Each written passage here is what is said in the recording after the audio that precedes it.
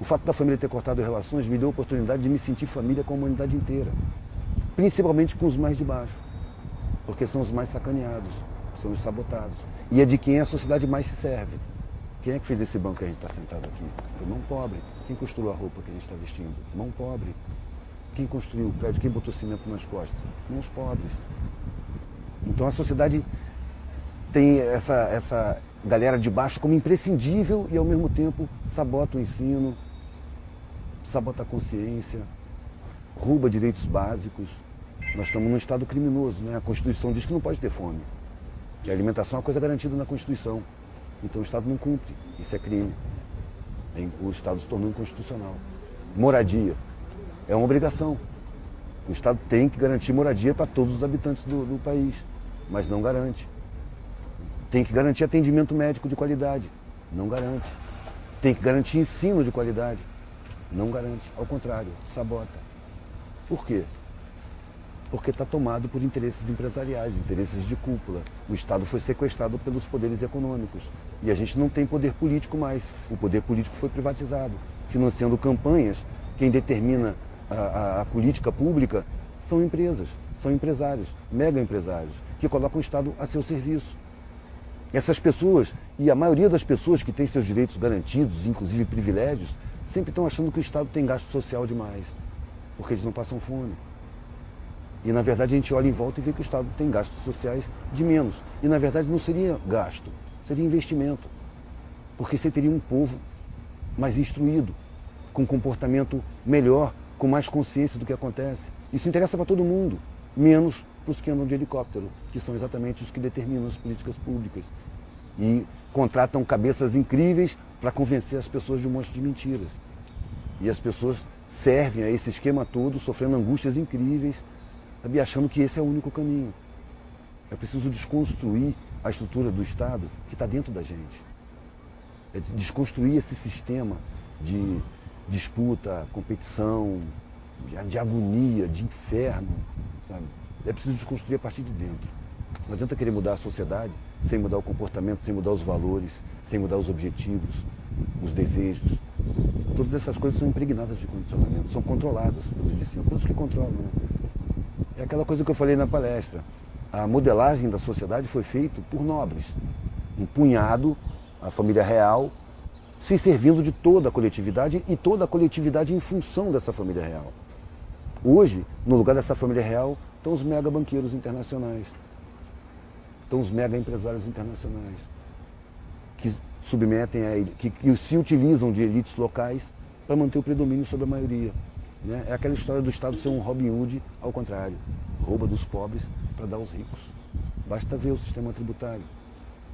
Uma professora do Rio Grande do Sul me mandou um livro chamado A Sociedade Justa e Seus Inimigos, que estuda basicamente o sistema tributário e atribui ao sistema tributário toda a desigualdade social. Quem construiu esse sistema? Os de cima, os punhados, que fazem o Estado ser financiado pela tributação do consumo, ou seja, quem banca o Estado são os mais pobres, que gastam mais da metade do que ganham com impostos. São quem sustenta o Estado. Alguém já pesquisou que tipo de instrução eles recebem? Qual a intenção dessas instruções? Nem fala nisso. Eles recebem instruções desumanizantes, eles são desconstruídos na sensibilidade, eles são preparados para atacar sem motivo. Recebem uma bagagem enorme psicológica. São pessoas, em geral, que têm uma formação pública, né? O soldado, ele sai do ensino público. Ele não tem estrutura, é um ensino farsa, não é um ensino de verdade. Não dá condição da pessoa entender a realidade, ter senso crítico. Então o cara entra numa instituição, numa sociedade onde o desespero está enorme, 70% trabalho informal, os empregos tudo terceirizado, sem direito nenhum.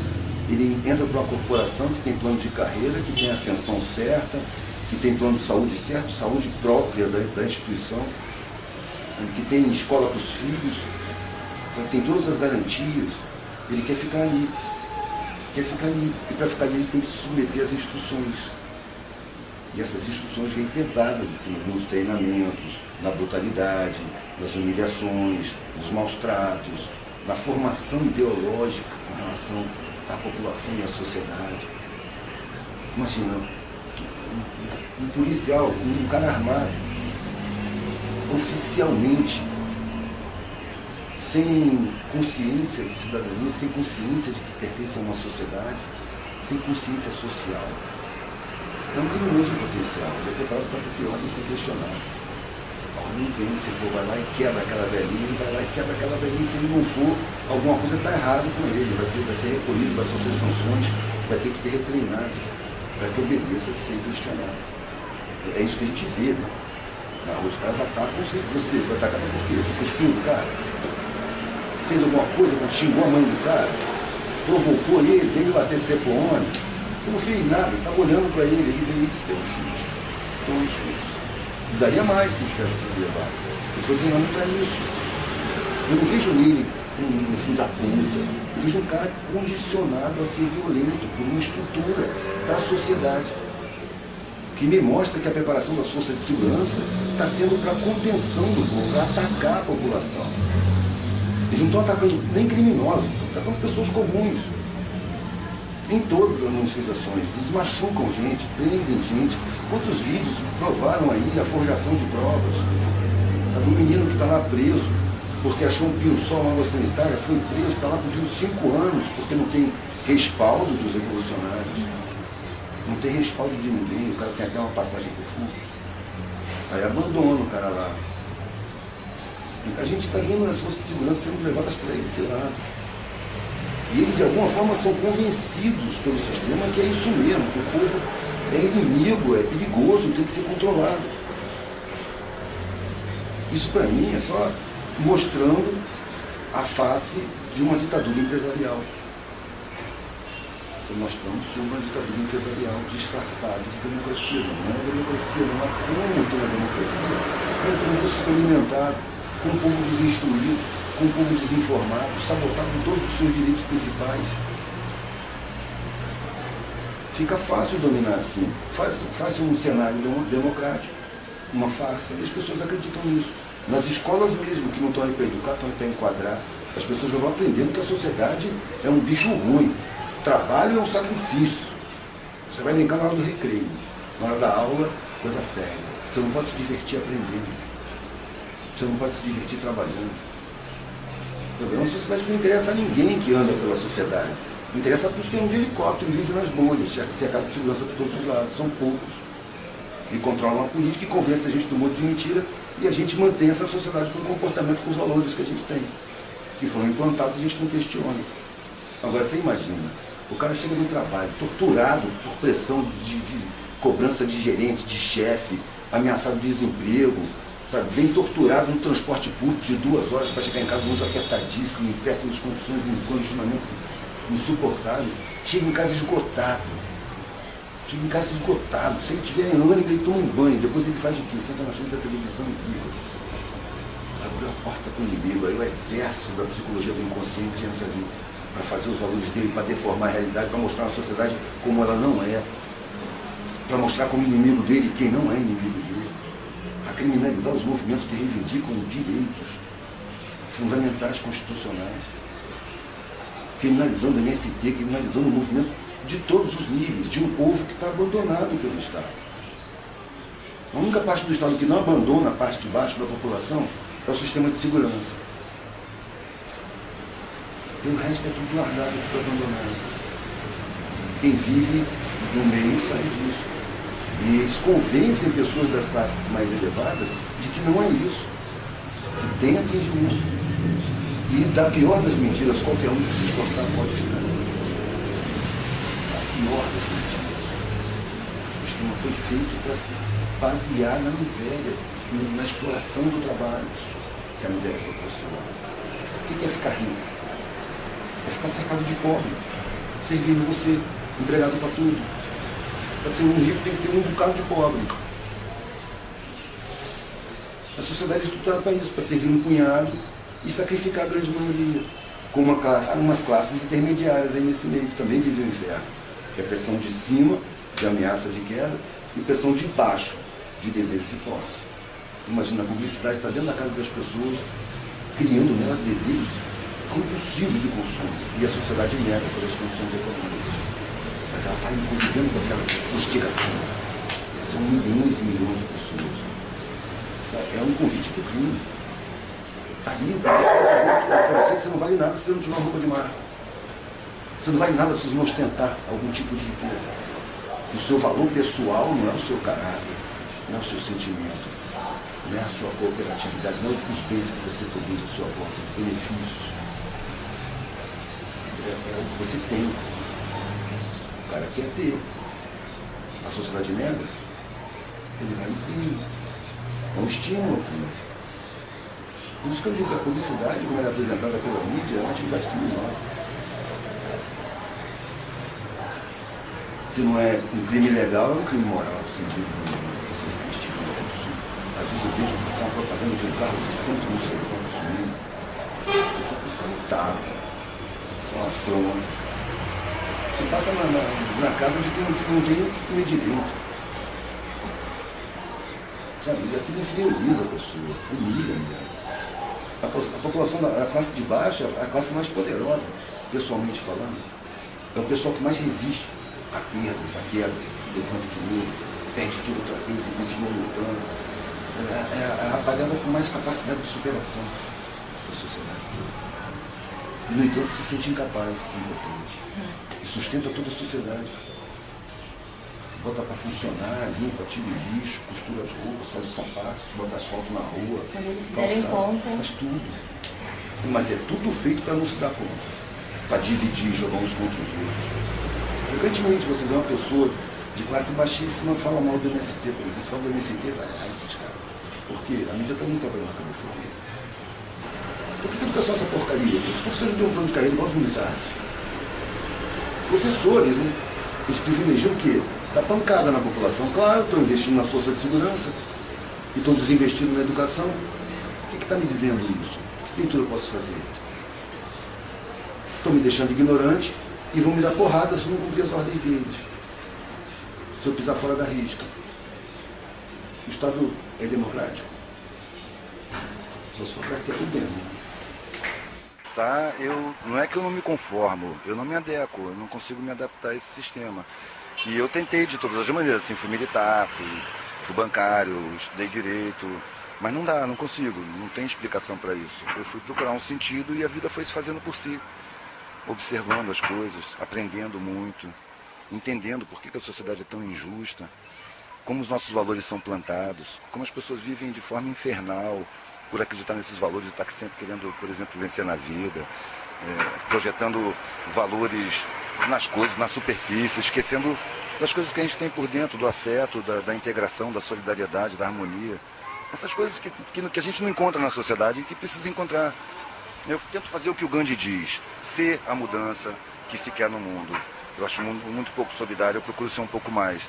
O mundo é muito competitivo, eu procuro não ser competitivo em nada. Não estou querendo vencer na vida, só que estou querendo viver em paz, o mais em paz possível. Primeiro eu fiquei sem nada mesmo, uma mochila nas costas e caminhando, dormindo em qualquer lugar. No estilo hippie antigo, na época ainda tinha hippies, né? Eu fui ser o que chamava na época micróbio. Não tinha nada. E tinha que pedir até o que comer. São experiências muito ricas, que a maioria das pessoas vê como depressivas ou humilhantes. A pessoa que tem muito orgulho, ela não consegue entender qual é a da humildade, ela confunde a humildade com a humilhação.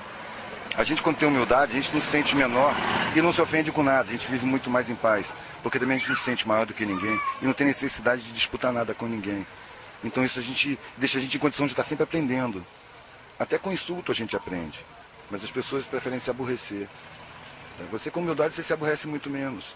Você entende o porquê da agressão, você não se sente diminuído com ela. Você vê uma pessoa descontrolada, você não vai se descontrolar junto, né? E como é que tu ficaste conhecido no Brasil inteiro? Meu trabalho me levou a dialogar muito com as pessoas, vendendo artesanato, eu comecei a escrever o que eu pensava, fazer brochinhos gravados em relevo no metal, sabe? E isso me levou a muita ideia, muita gente que pensa, muito debate, muita conversa, sabe? E eu acostumei a trabalhar sempre falando com as pessoas. Um dia chegaram pessoas com câmera e microfone e filmaram o que eu estava fazendo, que era normal, o dia a dia. Só que essas vieram perguntando mais do que as pessoas que estão olhando o meu trabalho, porque elas eram jornalistas e estavam trabalhando nas perguntas, né? Então, eu falei tudo o que eu falo sempre, minha visão de mundo, que não é nenhuma verdade, é só a minha visão de mundo, é a forma que eu vejo, não tenho nenhum apego nas minhas ideias. Pelo contrário, nem gosto da maioria delas, gostaria de estar errado em muita coisa. Então, só é um desenvolvimento do trabalho. Aí mandou para o mundo pela internet. E as pessoas começaram a ficar espantadas. Oh, mas eu não estou vendo nada demais no que eu estou falando, eu estou só vendo o mundo à minha volta. Estou vivenciando na função de aprender. E nessa função de aprender, a decorrência dela é explanar, né? Fluxo, botar para fora também. Não é para eu aprender sozinho, é para eu trocar com as pessoas, até porque as pessoas acabam te corrigindo quando você está errado. E a tua arte? Tu consideras que a tua arte tem um caráter político? Aí eu vou cair no jargão do tudo é político, né? A minha arte é uma necessidade que eu tenho. Na verdade, ela é um veículo, não é o foco. Para mim, não é a arte pela arte. A arte é um veículo que eu uso para dizer o que eu penso. Numa sociedade, numa estrutura social que me maltrata o sentimento. Sabe? Eu sinto as pessoas abandonadas. Eu sinto as injustiças. Eu sinto a opulência e o luxo. Não focalizo assim nas pessoas, não. Mas eu vejo que a estrutura, o sistema social é podre, dominado por pouca gente que não está nem aí com o sofrimento da maioria. Não é possível acreditar que a miséria é necessária. É impossível de acabar com a miséria. É mentira, tem dinheiro, tem conhecimento para isso. Não tem a permissão para isso. A miséria serve para submeter o trabalhador por chantagem. Por medo de ficar na miséria, ele aceita trabalhos mal pagos, condições horríveis de trabalho. A formação de privilégios necessita da destruição de direitos. Os direitos da maioria são simplesmente roubados. O Estado não cumpre sua Constituição. Porque esse punhado precisa ter privilégios demais. É preciso roubar os direitos. Por que a educação é uma porcaria? É inegável que a educação é uma porcaria. A pessoa termina o ensino médio e não consegue ler um texto. Às vezes termina o ensino superior e não consegue ler um texto. Então existe uma ignorância plantada. É necessária, criada para as pessoas não se darem conta do que acontece. Porque o que acontece é muito óbvio, basta refletir um pouquinho. A gente é levado a acreditar em mentiras. As correntes da escravidão contemporânea são fabricadas com mentiras. E o que dá força para essas correntes prenderem a gente é a gente acreditar nelas. Você querer vencer na vida, querer competir, mercado de trabalho é mentira, não é mercado de trabalho. Foi feito assim para apavorar as pessoas.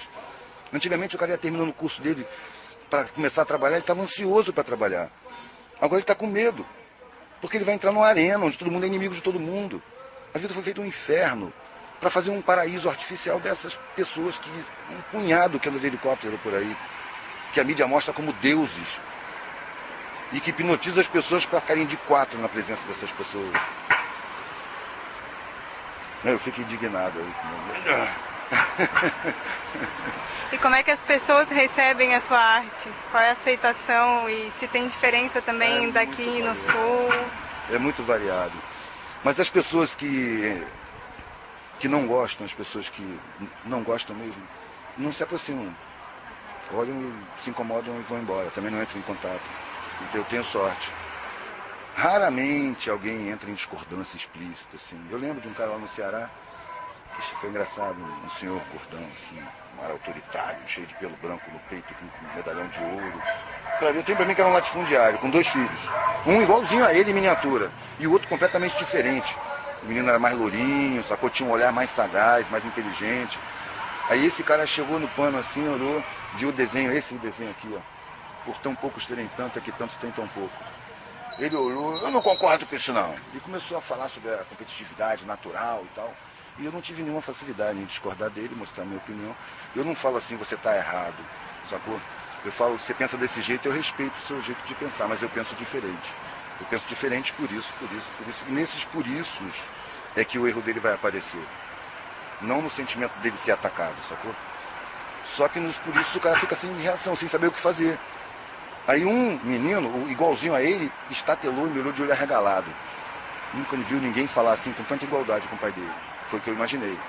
O outro me olhou debaixo da franjinha assim, com meio sorriso. Pelo mesmo motivo, nunca vi ninguém falar assim com meu pai. E estava gostando. Aí eu tenho pra mim que ele puxou a mãe. Ô Eduardo, e tu expõe sempre na rua, assim? Como é que é? Tu pede permissão para alguém para expor? Não, se eu peço permissão, ela é negada. Eu nunca peço permissão, eu vou botando. A não ser que seja dentro de um bar de alguém, entendeu? Ou mesmo na parede de um bar que tá, eu vou lá conversar com o dono. Ó, tô com esses desenhos aqui, dá para colocar. Mas tá fechado, eu vou botando. Se não puder, alguém vai ter que vir me dizer. E eu não saio fácil não, tem que vir pelo menos uns 3. Senão eu fico conversando, não é que eu sou valente, vou peitar, vou insultar, não, eu vou ficar comentando, o que tem, eu tô só botando meu desenho, não, tira, calma, vamos conversar, e vai levando, cara. Agora, Quem quiser conhecer melhor o teu trabalho, como é que faz para encontrar, como é que consegue? Se for ao vivo, se for encontrar comigo com os desenhos mesmo, no papel, eu fico em Santa Teresa, geralmente, quando eu estou no Rio, nos fins de semana, de 2 às 8 da noite, no cinema, no Largo do Guimarães. Agora, na internet tem o blog, observarabsorver.blogspot.com, né? Dentro dele tem um linkzinho que é Ver o Trampo. Aí você clica ali e abre um blog só de desenhos, pinturas, aquarelas, algumas esculturas, uns trabalhos, né, que eu juntei nas fotos e botei lá. Depois que tu teve esse rompimento assim na tua vida, que decidiu encarar uma outra realidade e por vontade própria e suas experiências nesse caminhar junto com as pessoas marginalizadas, que tu conviveu com elas, conta um pouco dessa experiência tua ali, de estar na rua, ver uma realidade que te chamava atenção, que te chamava para ir conhecer, e os aprendizados que você teve junto com essas pessoas. A visão que se tem dessas pessoas, cara, é uma visão bem estereotipada. O que eu fui descobrindo é que são pessoas, não são lixo, como a gente vê, que tem sentimentos, personalidades, tem pessoas interessantíssimas, tem pessoas agressivas, tem pessoas que piram. Miséria pira, né, cara? É muito sofrimento o tempo todo. Tem uns que piram, cara. Começa a falar sozinho. Tem outros inteligentíssimos, tem outros que têm uma esperteza inata. Tem os que fazem só... Tem os bois que não têm expressão nenhuma, que se sentem mesmo um lixo. Tem os revoltados que guardam a revolta que pode explodir a qualquer momento. Sabe? Tem os que deterioram o caráter, são capazes de qualquer coisa. Tem de tudo, cara. É gente, é ser humano. O que eu aprendi foi que tudo é gente, que ninguém é superior a ninguém. Superior são as condições, cara. Internamente todo mundo é gente, tem sentimento. Eu vi um mendigo morrendo, cara, numa casa abandonada lá no Ceará. E os amigos em volta. E o cara estava sorrindo, e o cachorro dele estava na cama com ele, na cama em cima de um papelão. E lambendo a cara dele, e ele estava sorrindo. Sabe? E eu li um pedacinho de um livro que é feito em cima de entrevistas de enfermeiras que trabalham com pacientes em estado terminal, de clínicas particulares, né, para pessoas bem abonadas, e viram morrer pessoas dizendo que o desejo mais forte dessas pessoas seria ter o afeto da família, ter vivido mais afetivamente, de ser mais carinhoso, de dizer que ama, de se sentir amado. Sabe? Nesse momento aparece o valor da vida, né? E a pessoa se sente desperdiçada. Ou seja, nas condições de miséria eu encontrei uma humanidade muito mais bonita do que nas condições de opulência. Na opulência você necessariamente precisa esquecer que existe gente sofrendo.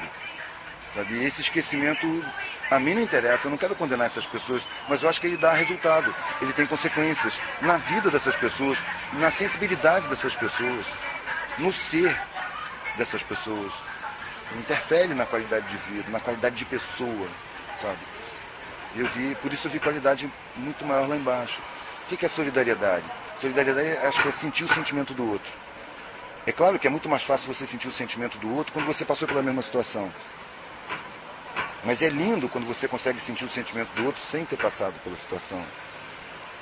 Só porque você está vendo nele o sofrimento. As pessoas que mais facilmente, que não me negavam comida, eram que tinha passado fome. Era difícil negar.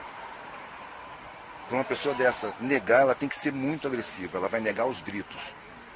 Porque ela vai estar brigando com ela mesma. Política não é partido. Pelo contrário, os partidos foram totalmente infiltrados.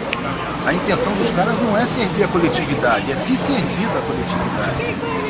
Então isso aí é vamos dizer, um câncer da política. É a política que visa o poder. E é um poder ilusório, porque o poder real está acima da política, o poder econômico. São os que seguram a cordinha. Os políticos são marionetes. Quando eles estão na campanha, esse absurdo de campanha patrocinada por dinheiro particular, dinheiro de empresa, coloca o político a serviço das empresas. E não do eleitor, e é um cara desescolarizado, desinstruído, desinformado. Toda a estrutura social faz o cidadão ser assim. Agora eu não sou dessa política de falar, não, o povo é muito ignorante, o povo é ignorantizado. Houve estratégia para ignorantizar o povo é vítima. Mas a coisa mais antiga que tem no poder social, desde os impérios antigos, romano, grego, é culpar a vítima. Você vê, as empresas estão destruindo, poluindo, acabando com os rios. A Coca-Cola acabou com 12 aldeias lá na Índia. quando as aldeias se organizarem, conseguiram chegar na justiça para questionar a Coca-Cola, ela fechou a fábrica, destruiu, todo mundo saiu do país. Não tem como mais pegar, sacou? Aí vai dizer assim, o ser humano está destruindo o planeta. Fala, porra, que ser humano? Qual ser humano? É menos de 0,1% da humanidade que está destruindo o planeta, são as grandes empresas. Ah, mas o cara também joga lixo, mas o que ele está sujando não se compara com o que as grandes empresas estão fazendo. Por isso que chamam os índios de vagabundos. Porque o índio não entra no esquema europeu de viver para trabalhar. Quando o índio trabalha, você não percebe se ele está trabalhando ou está se divertindo. Ele é livre. Ele sai para o mato, ele pode pegar um animal, ele pode colher um milho, ele pode andar na canoa, pegar um peixe, mas ele está curtindo. E outra coisa, a independência é incrível, cara. Tudo que o índio precisa na vida dele, ele faz. Não precisa comprar nada. Então ele é maldito. Um exemplo, ele tem que ser desqualificado. Os caras sabem a verdade. Pra mim, meu irmão, tem muito marxista que tem um olhar igualzinho do crente. Igualzinho, é fanático, cara. Você olha e vê que o cara é impenetrável. Se ele tiver educação, ele vai ouvir sua argumentação só pra debater. Ele vai pegar os pontos, porque ele jamais vai se deixar convencer. Eu não boto ideia pra brigar. Não vou botar minha ideia pra brigar. Eu tenho opinião, ele tem verdade. Eu fico com a verdade dele. Eu não quero nem dar minha opinião pra ele. Nós estamos europeus. Eu costumo dizer que os europeístas, trotskistas, leninistas, marxistas, não respeitam o que tem entre as orelhas. Porque é um seguidor. Ele se subalterniza. Imagina se esses caras podiam imaginar o que é isso aqui no Brasil hoje. Essa mistura de etnias, de místicas, de comida, de língua, de costume. Essa mistura do mundo inteiro. Aqui no Brasil acontece pacificamente essa mistura. Eu acho que é preciso estudar esses caras. É preciso. Marconi, Marx, Proudhon. Tem que estudar esses caras, mas não se tornar seguidor deles. Usa para formar a sua própria ideologia. Mas os caras têm necessidade de ser seguidores, formam um grupinho, isso nem sem segurança. Não me interessa estacionar. Eu vejo esses caras estacionados. Como é que o cara chega para a população e usa o jargão que já foi desmoralizado pela Globo? Teve até revolucionário de novela, que o cara ficava falando em luta de classe, citando os nomes, os jargões que eu vejo meninos de 20 e poucos anos estão falando, que falava 50 anos atrás, a mesma coisa. E essa é uma coisa que a esquerda não aprende com a direita. A direita ela se atualiza, ela pesquisa a linguagem popular, ela fala a língua do povo. Por isso ela tem essa eficiência toda de colocar a mentalidade popular. A esquerda não sabe fazer isso. Eles ficam apegados naqueles jargões lá, acadêmicos, e vão para a favela falar academês. Não tem ninguém ouvindo. Aí o cara, em vez de ele perceber a falha dele, ele fica puto com o povo. O povo não se interessa. Tem que conduzir as massas. Aí cada um me classifica, mas sempre me classifica de um jeito que ele tem errado. Um anarquista não me classifica de anarquista. Quem me classifica de anarquista é o marxista, o trotskista, é o leninista, altamente centralizador. Eles me classificam, mas por quê? Porque anarquista para eles é ruim. Sacou? O cara que classifica, geralmente ele está desclassificando. Ele está te desqualificando de alguma forma. Porque ele precisa provar para ele mesmo que o que você disse não vale nada. Sacou? Ele não pode assimilar, senão ele vai ter que entrar em confronto com as ideias que ele já está agarrado nelas. Como apoio. Ele tem medo de largar o apoio e cair. Eu sou da ideia de que o poder, ele não corrompe, ele revela. O cara é bom caráter e tal, porque convém a ele. Se ele for bom caráter mesmo, ele vai chegar no poder e vão matar ele e não vai se corromper. Por que a mídia privada domina tanto? Por que usam muito mais espaço do espectro magnético do que eles precisam? Para não deixar ninguém entrar. Tomaram conta. Imagina se acontece uma porrada de TV de bairro, comunitária, de sindicato, abre um leque de opções, eles vão perder o monopólio. Isso não interessa para eles. Você acompanhou a Conferência Nacional de Comunicação? Eu acompanhei vários processos aí. Porra, cara, os caras só botavam tijolo no caminho.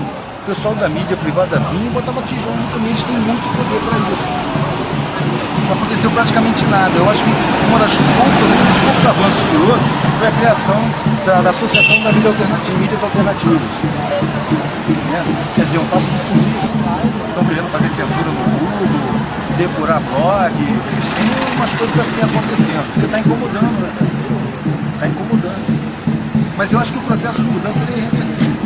Ele pode ser embarreirado, pode botar ferrugem no caminho e tal, mas eu acho que nada detém. Ninguém tem esse poder. Eu sinto que tem um poder maior do que o poder humano, mas eu não defino não para não ficar parecido com um religioso. que a religião faz? Ela ocupa um espaço que o homem não entende. Mas sente. Eu acho que a gente está em relação com o invisível o tempo todo. Eu quando faço uma peça, uma obra, frequentemente eu sinto que está vindo de alguém, de alguma coisa, de algum lugar que não está fluindo por mim. Não sou eu que estou criando, não posso falar eu que fiz. Não, foi feito através de mim.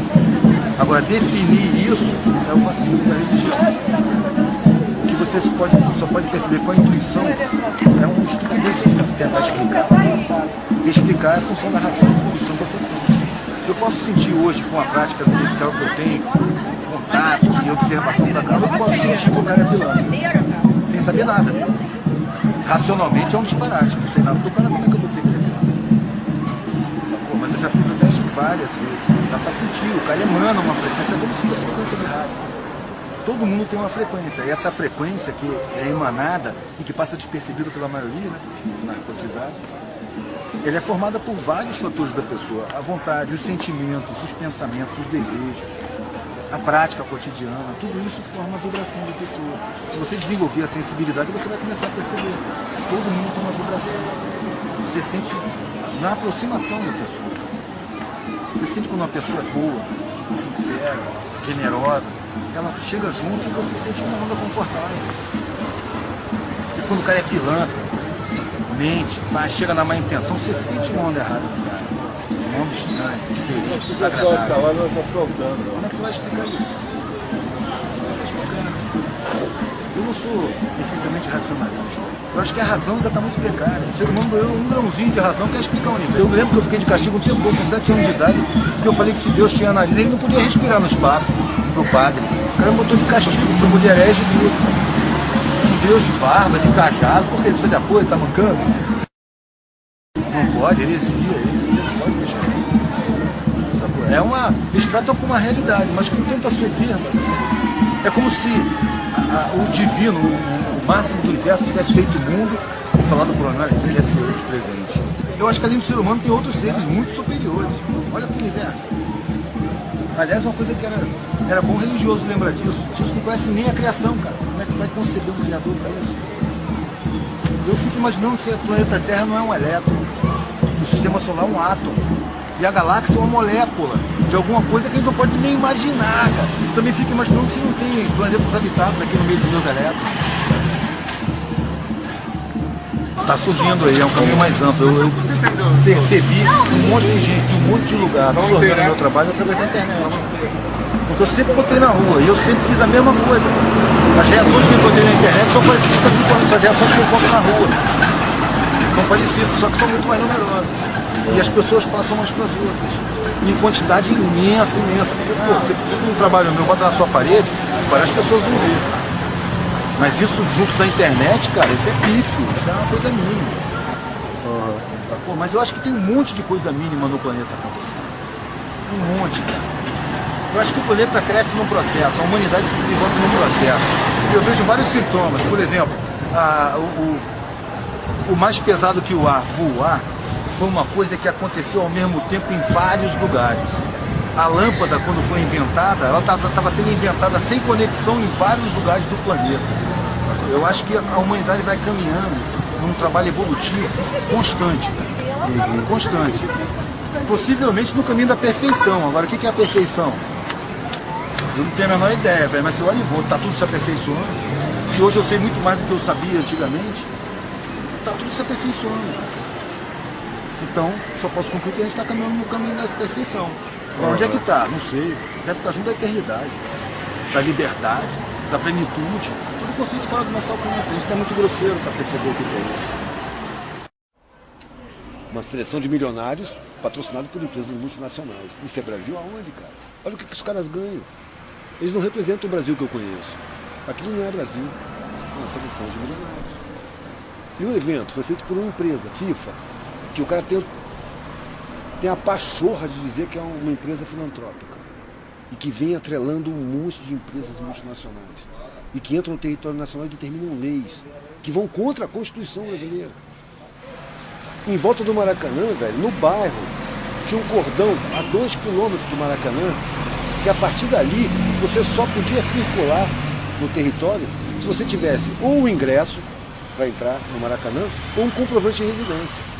Se você não morasse ali e não tivesse o ingresso, a polícia te conduzia para fora do perímetro. Essa área aqui não é território nacional.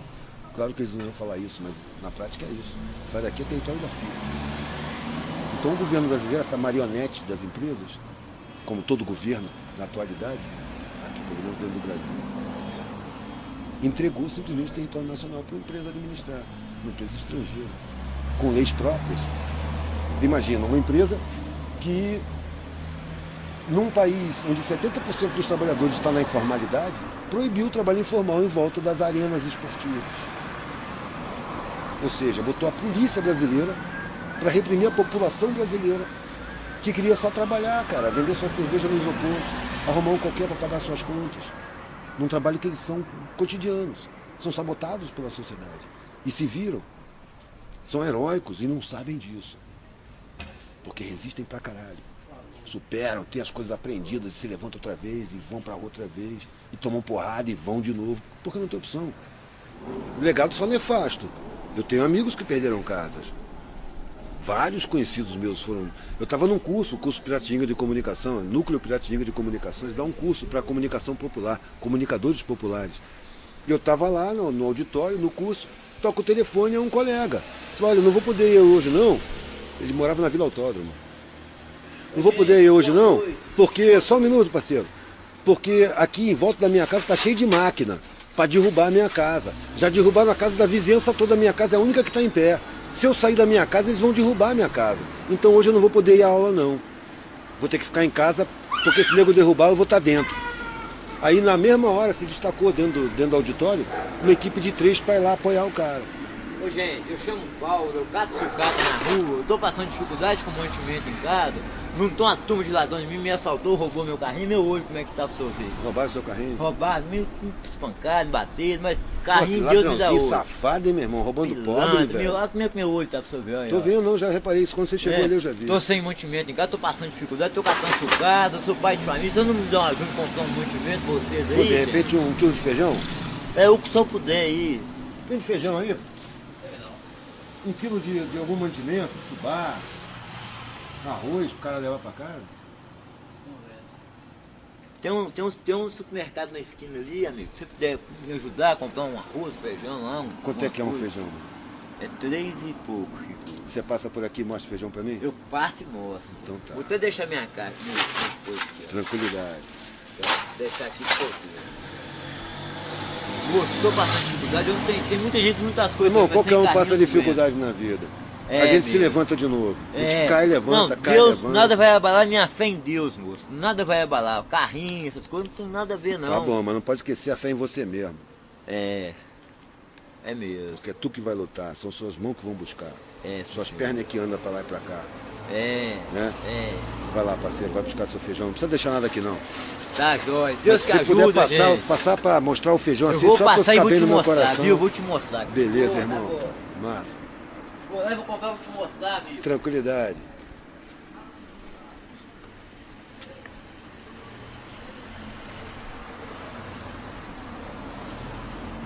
Se o dinheiro não der pra cobrir a conta, você já tá entendendo por quê, hein?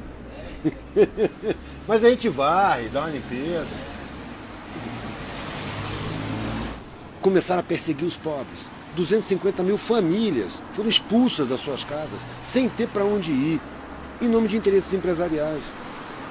As obras da Copa, especulação imobiliária. São construtoras que bancaram financiamento de campanha, que estavam tendo nessas construções, nessas obras, nessas expulsões desumanas, a garantia do seu retorno no investimento.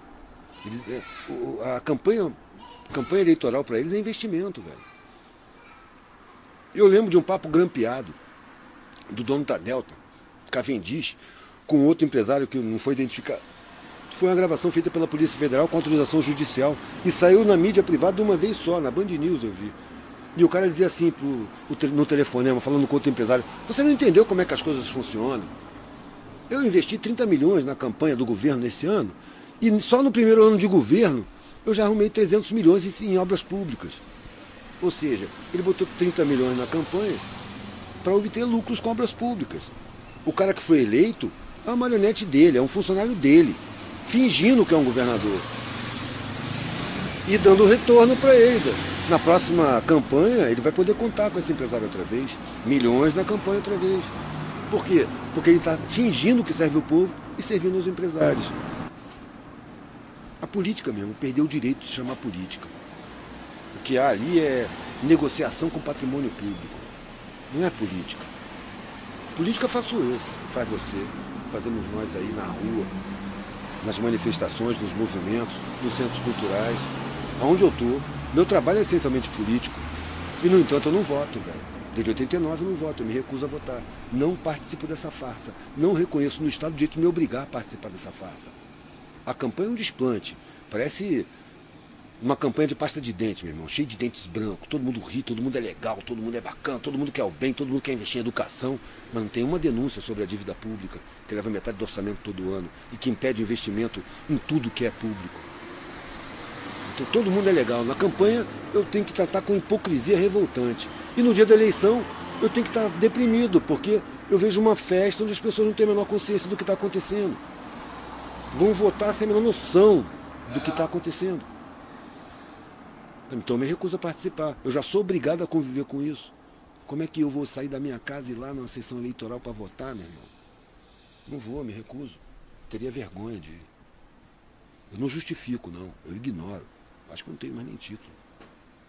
E você acha que existe direita e esquerda hoje? Existe direita e esquerda. Mão direita, mão esquerda. Agora o que me preocupa é a cabeça, mano. A cabeça controla as duas mãos. E a cabeça está no sistema financeiro. Não tem partido. Tem poder. Direita e esquerda é uma dicotomia falsa, articulada. O controle não está na mão deles. O controle está na mão do mercado financeiro. Na concentração de poder, na concentração da produção de alimentos, na concentração da produção de remédios, na concentração privada da medicina, que impede o investimento na medicina pública. Por que tem gente abandonada, velho? Não tem tecnologia para atender todo mundo? Não tem produção para alimentar todo mundo? Não tem condição de ter uma educação de qualidade? Tem todas as condições, mas não interessa aos donos do poder, que não estão na política. Eles estão acima da política. Eles estão no escuro, nos bastidores, ali onde se segura as cordinhas, fazendo aquela pantomima das marionetes. Meu irmão, essa foi a Copa menos empolgante que eu já vi. Um monte de lugar que eu fui, o nego não estava nem aí para a Copa. Fiquei muito contente com isso. É uma Copa de rico para rico, mano. Eu vi na inauguração do Maracanã, naquele jogo que teve aquela percepção que o território em volta era território fifônico, né? Não era território brasileiro, fifeiro. Teve um jogador da Espanha que falou: eu sempre sonhei em jogar no Maracanã. Ele devia ver, né? Os filmes. Sempre sonhei em jogar aqui. Hoje eu joguei no Maracanã. E a sensação que eu tive é que eu estava em qualquer tipo de estádio da Europa. Até o público era branco, não tinha preto. Mesma coisa que fizeram no Sambódromo, velho. Os pobres fazem os eventos, tornam os eventos importantes e depois eles são expulsos. Aí a gente chega, toma conta, produz, enriquece a coisa e expulsa os pobres. Não tem preto no Sambódromo. Não tinha preto no Maracanã. Mas aí eu vejo os colaterais. O fato dos pretos, dos pobres, não poderem entrar no Sambódromo fez com que renascessem os blocos de rua, os blocos de bairro, que estavam esquecidos há muito tempo. Que é uma coisa mais comunitária, mais humana, mais afetiva, muito mais bonita. Não visualmente, porque sem dinheiro, mas afetivamente, humanamente, muito mais rica, velho. É isso aí, parceiro. Chega junto, chega junto. Esse é o feijão. Aí, aqui, ó. mostra aqui que nós estamos filmando. Ó, o cara Ai, comprou o ai, feijão. tá Chega aí, parceiro. joia. Chega aí, parceiro. Esse é o cara que comprou o Aí, feijão. tá joia. Deus que Valeu, abençoe. parceiro. Vai com Deus. Tá ótimo, sorte. gente. Muita Viu? luz, velho. Tá ótimo.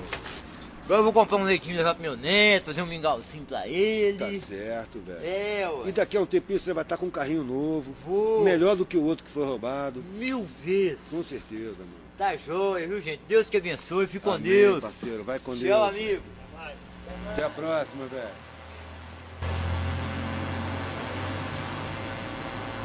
Feijão mulatinho. No Rio é só feijão preto.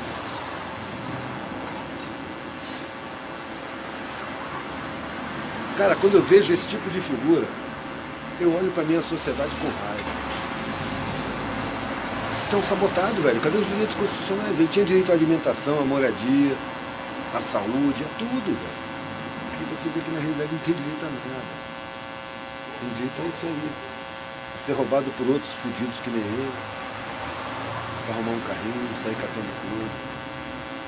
Já tinha idade pra estar ganhando dinheiro. Pra estar em casa.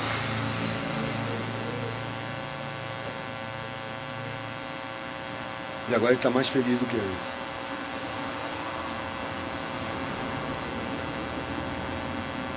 Por um instante, por um instante. Amanhã é outro dia. É uma moçada torturada cotidianamente por uma estrutura social que beneficia os poucos.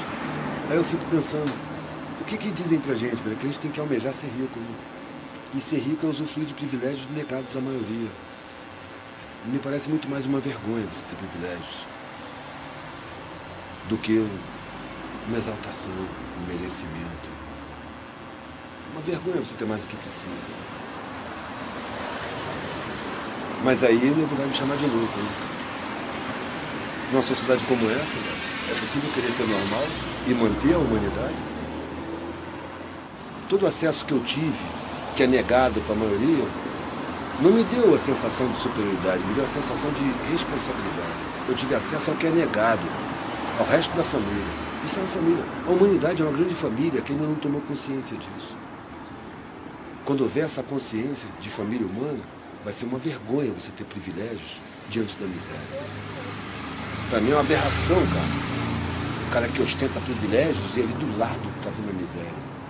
Cadê a sensibilidade do cara? Que indiferença é essa, cara? É desumano. O cara não chegou no patamar humano. Se ele tivesse chegado, ele teria vergonha. E não orgulho.